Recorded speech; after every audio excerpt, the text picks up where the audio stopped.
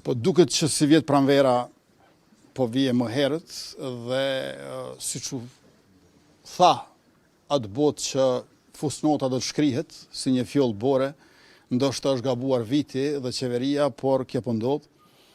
Natyrisht që kemi ende trashëgimi të keqe nga ajo kohë dhe nuk do të duhej të entuziazmoheshim tepër.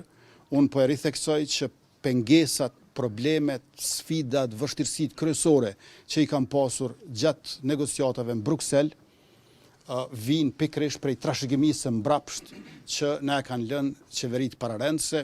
Ne po punojmë me krejt çfarë dime mundemi, me shumë zell, por edhe durim që ato të eliminohen dhe unë besoj që në Bruksel është atmosfera pozitive që Kosova të bëj hapa përpara. E dy hapat më të rëndësishëm në vijim janë pyetësori prej Komisionit Evropian dhe statusi i vendit kandidat. Tash është presidenca e Çipros në Bashkimin Evropian, prej Nikorrikut fillon presidenca e Irlandës dhe këto ditë ne kemi ambasadorin e Irlandës që mbulon Kosovën nga Budapesti në vendin tonë.